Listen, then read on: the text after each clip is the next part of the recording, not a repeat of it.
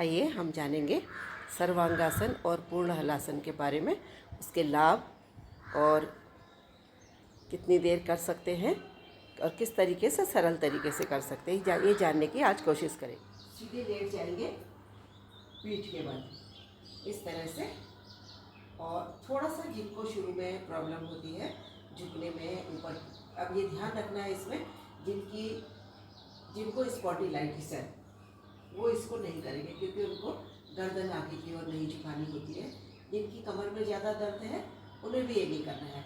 और थोड़ा ये ध्यान रखना है जिनको शुरू में प्रॉब्लम होती है पूरे ऊपर उठने में और नहीं कर पाते हैं, तो थोड़ा पहले शरीर को पूरा खींच करके स्ट्रेट कर लीजिए। इस तरीके से गहरी सांस भरिए और छोड़िए, और धीरे धीरे फिर आगे उठने की कोशिश कीजिए। एक आध बार ऐसे उठिए, ये इस तरह से उठिए, पैरों को उठाइए ऐसे, और पूरे शरीर को थोड़ा फ्लेक्सिबल बना लीजिए। अब इस तरह से करिए, ये ऐसे उठे,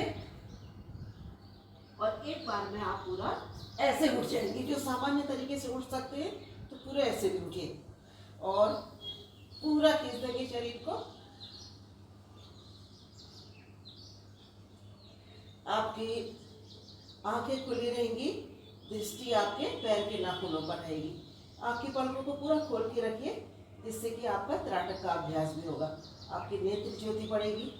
अब देखिए हमने किया सर्वांगासन, पैर आपके ऊपर है, सिर आपका नीचे है, गले के पास आपका जालंधर बंद लगा है। जहाँ पर आपका रेस्पिरेटरी सिस्टम है वहाँ पर विशेष रूप से प्रेशर पड़ रहा है।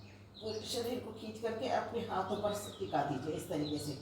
और हमारे पैरों के पास लगभग 2 से 2.5 लीटर रक्त होता है। पूरे शरीर में 6 से 7 लीटर रक्त होता है, पैरों के पास लगभग 2 से 2.5 लीटर। वो आपके पैरों का रक्त जो है, साथ में उसके ऑक्सीजन भी आपके पाचन अंगों की तरफ आ गया, इसके बाद आपके हार्ट की तरफ, आपके लंग्स की तरफ, पूरा रेस्पिरेटरी सिस्टम है वहाँ पर, और आपका जो थायराइड पैराथायराइड ग्लैंड्स है वहाँ पर वो रक्त आया, और प्रेशर मार करके जितना बचा तो वह आपका सारा आपके ब्रेन की तरफ जा रहा है। इस तरह से पूरे शरीर के सारे अंगों की तरफ ज़्यादा ऑक्सीजन रक्त मिल रहा है, तो उसके साथ साथ सारी जितनी नस नाड़ियों के ब्लॉकेज हैं वो खुलते चले जाते हैं, और नस नाड़ियों में तेज़ी से आपका रक्त संचार होता है।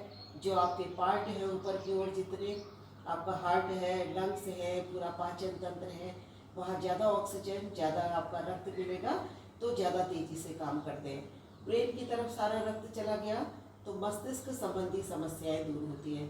थायराइड पैराथायराइड ग्लैंड्स आपकी सक्रिय होती है, थायराइड के लिए विशेष लाभदायक है, और इसके बाद फिर आपकी मस्तिष्क संबंधी समस्याएं भी दूर होती हैं। किसी को सिर दर्द है और डिप्रेशन रहता है, चिड़चिड़ापन है, नींद नहीं आती है, या इसके बाद आपको भूलने की समस्या, अल्जाइमर, जिसका मेडिकल साइंस में कोई इलाज नहीं है, ये सब समस्याएं आपकी सर्वांगासन को करने से दूर होती है।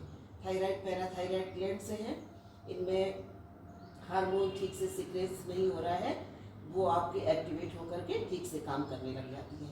ये है सर्वांगासन के लाभ। इसमें आप लगातार प्रैक्टिस करके 1 मिनट से 5 मिनट 10 मिनट लगातार बैठ सकते हैं। इस जैसा कि इसका नाम ही है सर्वांगासन, सारे अंगों के लिए जो लाभदायक है वो है सर्वांगासन। अब इसी में आप पैरों को पीछे कर लेंगे, पूरा इस तरीके से धीरे धीरे करके लाएंगे, तो यही आपका पूर्ण हलासन हो जाएगा।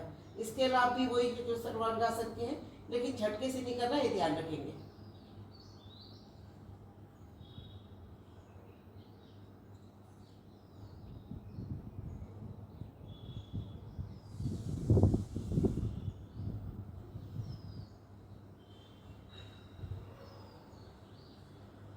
थोड़ी देर उठने की कोशिश कीजिए,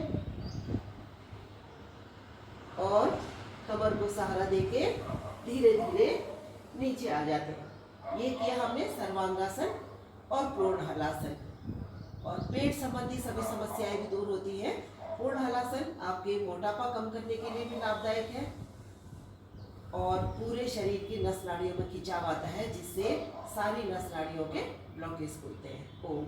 बाएं हाथ का सहारा लेके धीरे से उठिए, कभी भी झटके से नहीं उठना है आसन करने के बाद, इसका सभी विशेष ध्यान रखेंगे।